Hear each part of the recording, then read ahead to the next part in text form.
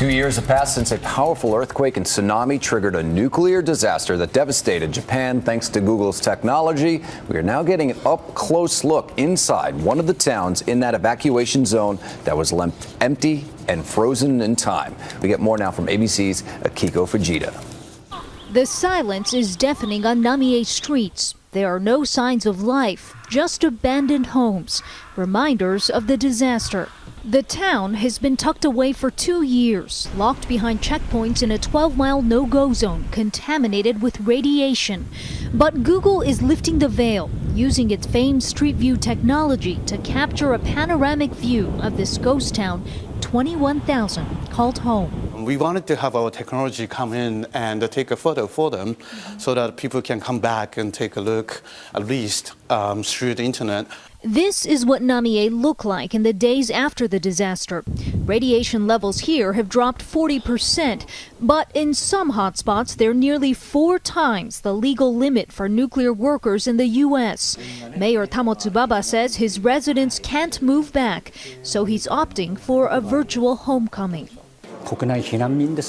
We are refugees in our own country, he tells me. Short visits that limit exposure are safe. So we applied for a government permit to go in for just 2 hours.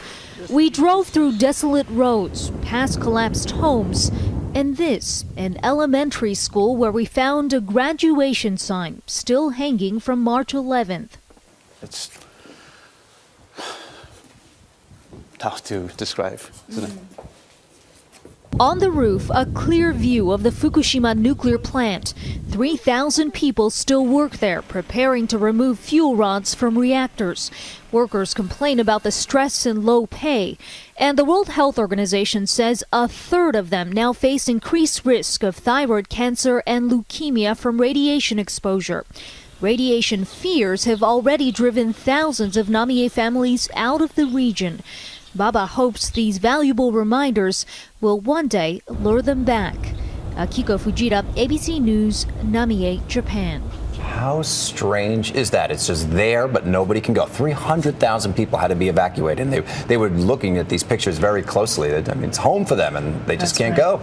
That's right, and there you see these nuclear reactors. Apparently, the cleanup is behind. There's nowhere to put all of the radiated soil, because I mean, we're talking about an incredible amount of damage that was caused by not only the earthquake, but then the tsunami, and now we have an entire country of people who are just kind of on standby, waiting for somebody to do something for them. A lot of these 300,000 people who were displaced still really don't have a permanent home. They're trying to figure it all out. And like Akiko said, not only are they suffering through that, but some of them are now starting to get sick because of the nuclear reactors.